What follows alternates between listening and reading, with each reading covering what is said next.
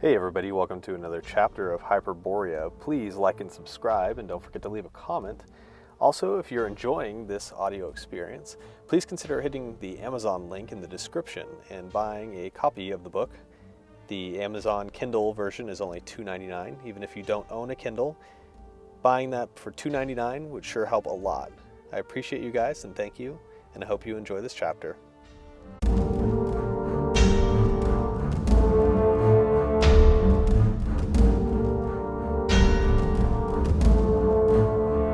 Chapter 9.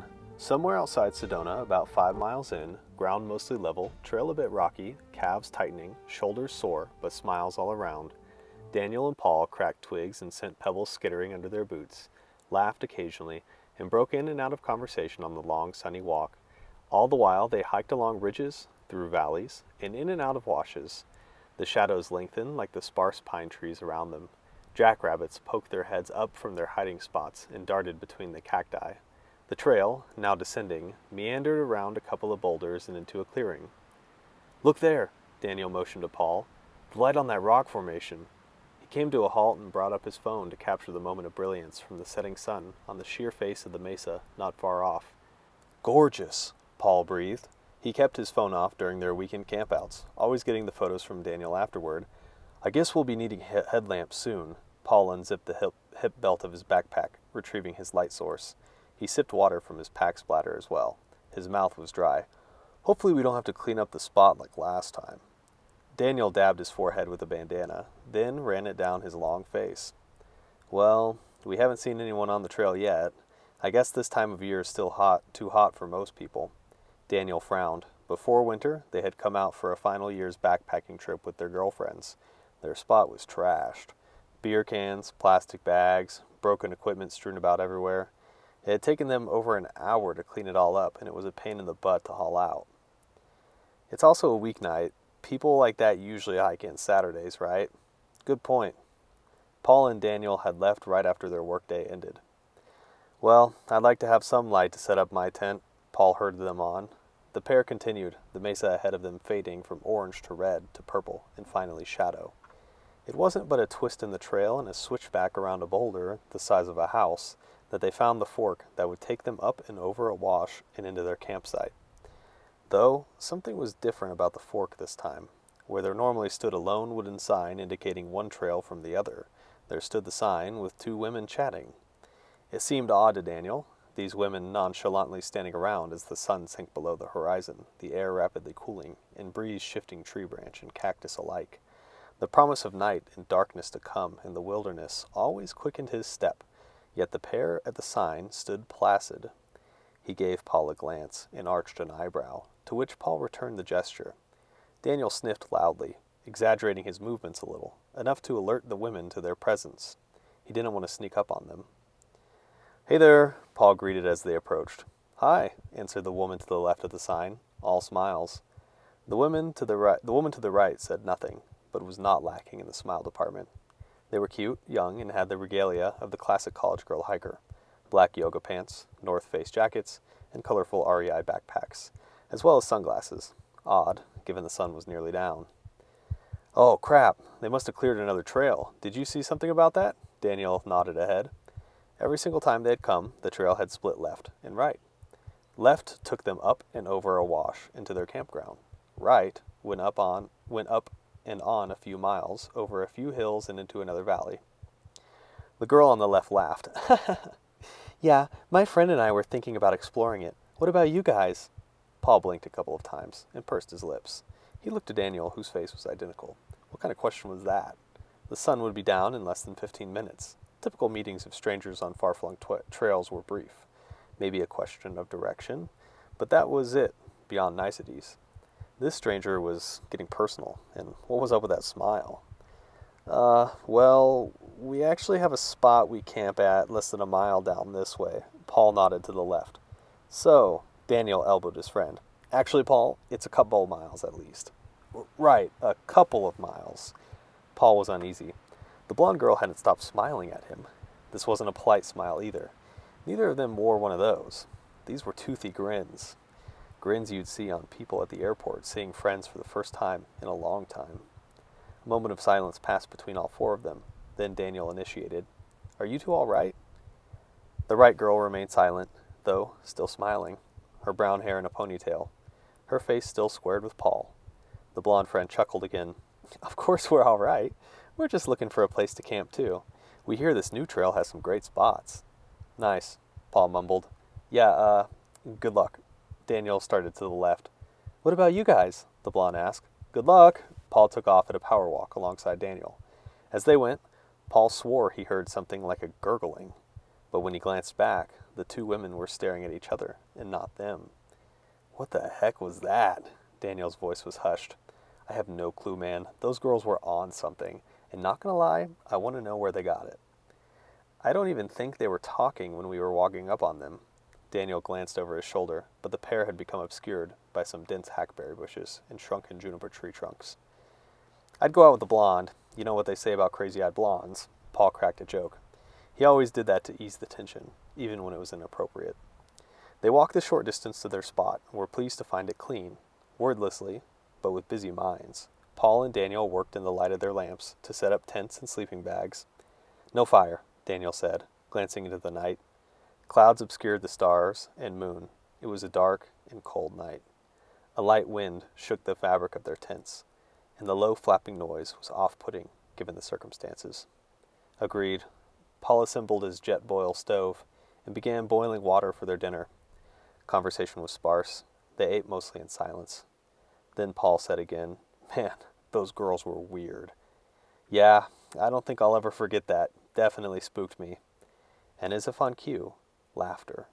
Distant, girlish laughter. "Bro." Paul, sitting on his pop-up camp chair, clicked his headlamp on and panned it around their perimeter. "Nothing. You heard that too, right?" The click of Daniel's pocket knife was his reply. "Cut the light. Let's just listen." Paul did so, and they sat in silence for a minute. Then 2. Then 3. Nothing. "That's it. I'm going to sleep." "All right, dude. I'm going to stay up." Paul held up his book, wordlessly declaring his plans for the next couple of hours. Daniel appreciated that about Paul.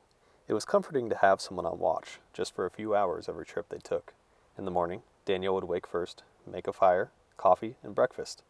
That's how it always went, psycho college girls or not. Daniel dreamed of home, his girlfriend Sam, and his parents. He dreamed of the future, buying a house and raising a family. He saw himself old, and he saw Paul. Paul. Paul. Daniel woke up. Why? Laughter. He jerked up in his tent, listening. It was still night. Silence. "Paul?" He glanced at his watch. It was past midnight. "Paul!" He was whispering harshly. "Yeah, man?" The response came from outside the tents. Had he moved from his spot? Daniel shivered. It was cold. His feet were cold. He pulled his boots on and crawled out from his shelter, making entirely more noise than he wanted. "You're still up?" he asked Paul, but Paul didn't reply. Daniel brushed his pants of creases and adjusted his hoodie. "Paul?" he called out, but his voice felt empty. It felt like shining a flashlight into the night sky. A drop in the ocean. Flashlight? Daniel clicked on his headlamp and found Paul seated on his camp stool, back turned, hunched over, lights off, staring at the ground, in the dark. "You okay, man?" Paul turned, and Daniel's heart chilled, cold as the black night enveloping them. Paul was smiling at his friend, a big, toothy grin. "I had to know, Daniel." His eyes were black. Daniel became aware that they were not alone. Hairs on the back of his neck, like a whisper in his ear. "They're here." He jerked the headlamp in his hand about. Smiling faces behind tree trunks, poking through the brush, standing in the dark. "Paul," was all Daniel could manage to stutter, heart racing, limbs numb. There were so many of them, men, women, children. A pair standing out, a man who looked similar to his own father, but bald, with a son of about 15. They both had those toothy grins, staring into his soul with blackened eyes. They took a step closer. I had to know where the path led, the laughter of the girl behind Daniel, and then his light flickered and went dark. "You'll come down the path with us," a woman's voice hissed. The clouds parted, moonlight revealing the crowd as it closed in on Daniel now. An old woman was walking toward him, hands outstretched. "I need you, Daniel." She was smiling wickedly. Daniel could not move. He was grasped by many hands, large and small. The woman's nails dug into his skin, his eyes turning black. Gilruel had been off trail some time once she had passed the great city of Cottonwood on her bus. The vehicle, clearly designed for the transportation of troops and equipment, had served her well, and she thought it would be quite an experience to find Lord Greyhound and thank him in her own way after Sovos was taken care of. She and her servants had stepped off in the middle of the night, abandoning the vehicle to trek cross-country. She had left behind 2 slaves and her champion in the chance Sovos should be foolish enough to stop at the motorbike tavern. She would summon them in time. After continuing along the 17th Interstate, she had seen the red rocks in the distance and knew she would be close to her objective. Prior to that, she had wanted to collect more souls before making her approach, given she couldn't be certain what awaited her. She also wanted to find the spirit of someone long past to interrogate. It was day now, low clouds shielding her and her minions from the brutal sun of this region. She had collected a few dozen people who she believed to be well-provisioned fugitives, until curiosity got the better of her, and she absorbed the memories of one. Then she discovered it was a recreational activity called backpacking, to leave the city and embrace living like a monk. The seeress believed that to be a foolish activity, but was pleased to have more bodies nonetheless. She was walking, careful to avoid the scattered thorns from so many strange plants. The pace was slow, her small army of minions walking in staggered formation around her. She continued like this for a day and a half. Come nightfall, no animals dared call or make noise around the mass of people gravitating around the hag in her black trash bag poncho. The dark, unnervingly silent, just the sounds of footsteps in soft dirt and the occasional brush of a limb on a plant. It was midway into the next day that Gilruel scanned the horizon, attempting once more to detect some form of magic. She spotted something, a slight shimmer. On the bottom of a small hill, a man had died, long, long ago. Gilruel took a knee, digging her hands into the soil. She felt it below, not far. An artifact, though weak. Through her mind's eye, she knew it was an amulet, made of bone, a feeble charm that would belong to a child in Alfheim. She beckoned its owner, attempting to connect with a soul long gone. Nothing. She required blood. Without having to speak, a manservant approached, with a rope in hand. He gave it a yank, and 3 people fell to their knees. One was the man from the tavern who had escaped out the window. 2 more were found at campsites in days prior. All 3 had minds too strong to turn efficiently. The seeress could take the time to make them into mind slaves, but they would require active management, and she was already controlling so many. Perhaps later. She picked one of them, glad she had had them blindfolded, so the 2 not selected would not make a fuss as she killed the one. The seeress stood in front of her chosen, a man with a bloodied lip from his fight with her slaves. His skin was red from the sun, clothing torn from walking into bushes he didn't see coming due to the blindfold. She placed her hands on his head, and as she had with the girl from the secret meeting, the man gasped. His head crumpled, blood draining from his body. Steam poured from his orifices as he collapsed in a heap. Refreshed, the witch did not need to verbalize an order. Her bidding that the corpse be cut free was carried out. She then waved away the prisoners. Turning, she dug her hands into the soil once more and massaged the ground. She spoke the black language of necromancy, aware that if this failed, she could try again in the moonlight. Her confidence was high, however, and she was right to be so. "Yote owak," spoke a voice behind her. The hag stood, brushing the soil from her dress, and turned about. Before her stood a man half visible. Like a distant mirage, he seemed to fade in and out of her vision. While clear, she could see his skin was reddish-brown, his lips cracked, his cheeks sunken. He spoke again. "To." Gilruel was understanding him better each time he gasped the word. "To, to." His voice was raspy, but he was pleading for water. "Water, water," he begged, clearly having died from lack of drink. In his language, she responded, "You are already dead, fool." The native ghost seemed to stare through her for a time. The pause was quiet. After a minute, he looked down at his ethereal body, reaching down to feel himself and finding out he could not. He had clearly not been summoned before. I thought I would join my ancestors in the other world. His voice was dejected, but no longer coarse from lack of water. I did not raise you to whine about your plight. I seek information. I am being punished.